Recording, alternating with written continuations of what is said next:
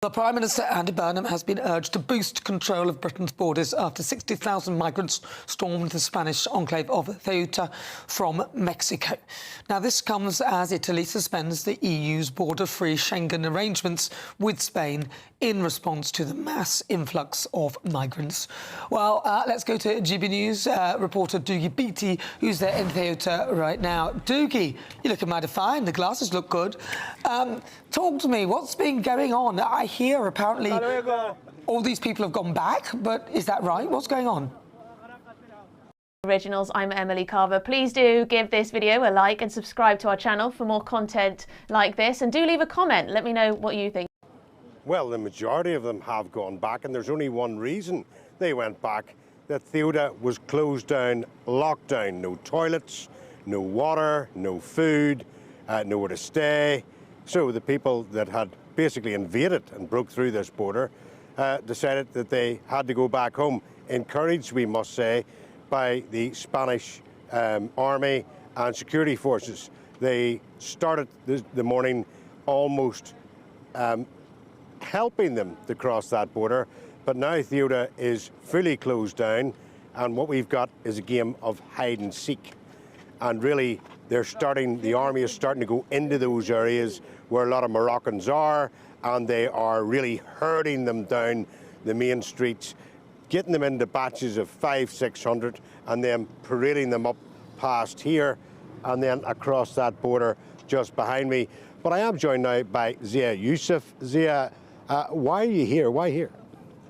Well, I'm here because I saw the extraordinary footage, as your viewers would have done, of 60,000 Moroccan men storming an undefended border into European territory, specifically Spanish territory. Then we saw the footage of some of these men marauding through town, looting shops, terrorizing local residents, one of them admitting that they're wanted for murder in their home country.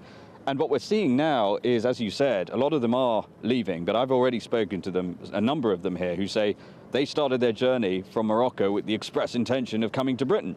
And why do they want to come to Britain? It's because we have we basically lay on a food bank for the world. And I want to say one other thing. When people saw 60,000 people, 60,000 men storm a beach like that, it creates global attention. That's why Spain has effectively militarized its border, and that's what we're seeing right now. Yes, and of course, that's what loads of people will be shouting at their television, saying, well, what about Britain? Can they not sort of protect their borders? Can they not do exactly what Spain's done here and send them back? Yeah, well, look, even more important than that, that's what 60,000 looked like arriving on a single day. That's why it's so striking. We've had north of 200,000 arrive illegally on our beaches under Tory and Labour governments, albeit over a longer period, over 8 years. But that's not relevant to the risk and the danger. We know murderers have been coming across the channel. We know terrorists have not only come across the channel, but tried to commit terrorist atrocities in Britain. Britain needs to wake up. If we do not secure our borders, then we are going to see scenes like the ones that we have seen become, sadly, increasingly common. And the people who suffer most from all of this are the hard-working British people, people who watch your channel. Well, you keep on saying to come out of the ECHR because, you know, a lot of the things of send them back, etc., is not compliant. Well, how can Spain do it? Well, listen, I'm not here to... look, I take a very strong view on this. We can't allow... sure, we want to cooperate with other countries. That's fine. But we cannot put the sovereignty of our nation in the hands of anyone, whether it's the people in the Elysee Palace, whether it's the Spanish government. We've got to look after ourselves. As you have pointed out, we are more than capable of securing and defending our borders if there was a political will to do it. Yes, we've got to leave the ECHR, but there's a whole load of other Blairite legislation we then need to remove, and then we need to give clear instructions to all of the authorities involved in this process that no unauthorized vessel should make it to British shores. And by the way, we need to deport all of the illegal migrants who are already in Britain. It's a huge job, but we've got to do it. That's what reform will do. Well, I mean, the Spanish have done what you're saying, deporting them in 24 hours. And it appears that pressure from Italy and France over the Schengen area has actually really put that pressure on. Why are they not joining with Britain and saying exactly the same thing about getting those migrants and people that are illegally away from our shores? because we have had politicians in Britain now for decades who don't want to do that. The Tory party had 14 years. They never took a single meaningful step to actually solve this problem. They never lift the ECHR, despite what they claim now. Labour, there's a reason why Andy Burnham has barely mentioned the small boats crisis. He makes videos about fruit and bread more frequently than he talks about illegal migration. And the reason is he and his parliamentary Labour Party are quite happy with the current situation because they view every single man who breaks into Britain as a future voter. Yes, but what I'm saying to you is, why do you need The Great Border Paradox. Why European nations can act while Westminster remains trapped in legal gridlock.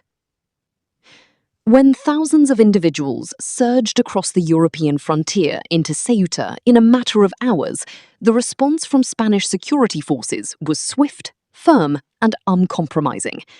Within 24 hours, military presence was activated. Frontiers were locked down, and enforcement operations were executed with remarkable speed. Across the European continent, governments in Rome, Paris, and Madrid have repeatedly demonstrated that when political imperative aligns with national security, international framework agreements do not prevent a state from securing its sovereign territory.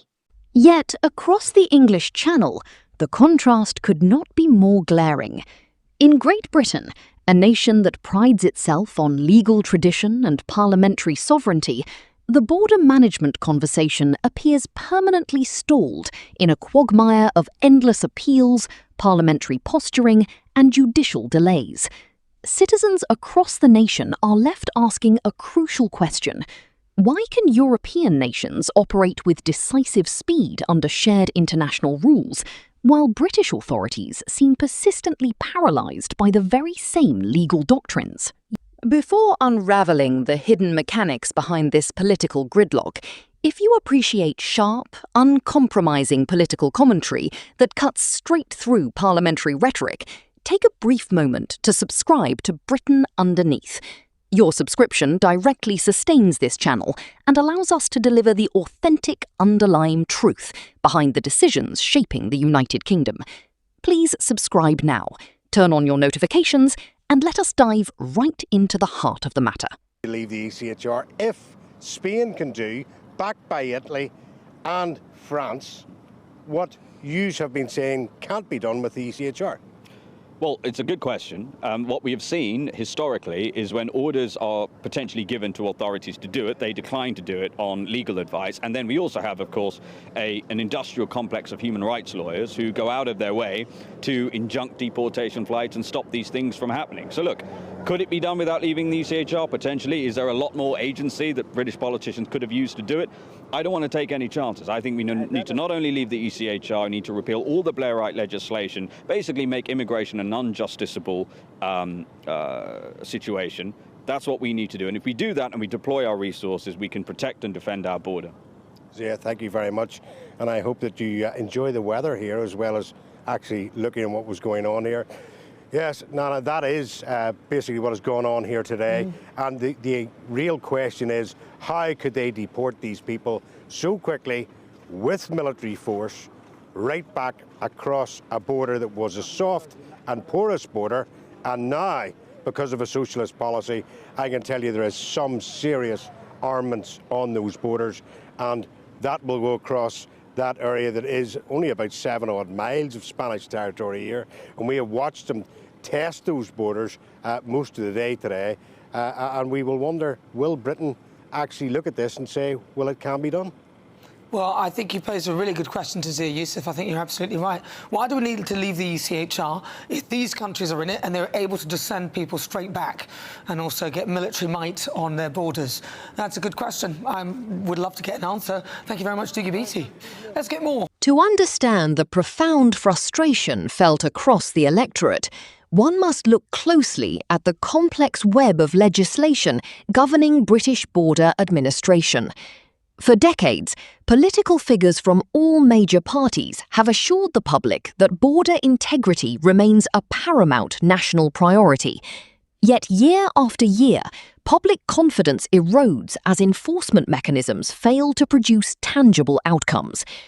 Critics point directly to international obligations, specifically the European Convention on Human Rights, claiming that legal constraints imposed by external judicial bodies restrict the actions of British ministers. However, recent events across southern Europe present a deeply inconvenient contradiction for the political establishment in London.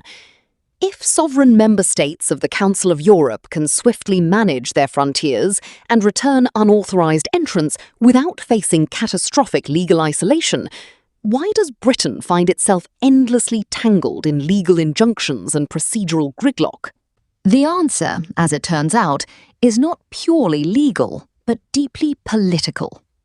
For many years, political leaders in London have used international treaties as a convenient rhetorical shield to cover a lack of firm political resolve. It is vastly easier to point toward international conventions or historical legal precedents established under past administrations than it is to exercise bold executive action. While ministers release carefully polished statements and attend high-level international summits to discuss modernising legal interpretations, the practical reality on the ground remains largely unchanged. Take a deep breath for a second, because the sheer absurdity of this bureaucratic theatre is enough to test anyone's patience. This is precisely why staying informed matters more than ever. If you are finding value in this deep dive into British governance, please take a second to support the channel by subscribing. Every single subscription genuinely helps the channel grow and allows us to produce more of this detailed commentary. This persistent institutional inaction has created a significant political vacuum, one that political challengers and opposition voices are eager to address. Representatives from Reform UK and figures on the Conservative backbenches have heightened their calls for decisive reform, arguing that nothing short of exiting the European Convention on Human Rights and completely overhauling domestic human rights legislation will restore genuine border integrity. They contend that Britain must establish absolute national sovereignty, leveraging visa suspensions against foreign governments that refuse to repatriate their nationals, and implementing rapid enforcement measures. On the governing side, the Labour leadership maintains that diplomatic engagement and refined international agreements represent the only viable strategy, highlighting ongoing ministerial discussions aimed at updating legal interpretations regarding foreign offenders. Yet, to the average observer watching from home, this ongoing battle feels less like a structured policy debate and more like a performative squabble between competing political factions. Please make sure you stay informed and watch until the very end of this video, as we are about to explore the financial and administrative structures that keep this system functioning exactly as it does. As we examine these deeper layers, remember that pleading for your active support is essential for our growth. Subscribing to Britain Underneath directly empowers independent analysis that holds decision-makers accountable. Behind the political rhetoric lies a vast and lucrative legal and administrative ecosystem centred on immigration law. Tens of thousands of procedural challenges, human rights appeals, and judicial reviews have transformed border enforcement into a prolonged legal process.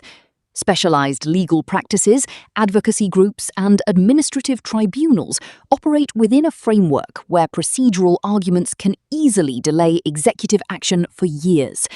While neighbouring European governments often manage border incidents through direct executive authority and police mandates, the British administrative state has effectively delegated key enforcement outcomes to an elaborate legal apparatus. Consequently, almost every attempt at swift deportation turns into a drawn-out, costly legal contest played out in courtrooms rather than enforced efficiently at the border. This institutional friction carries severe consequences that go far beyond official migration statistics. It threatens to erode the fundamental trust between the public and the state.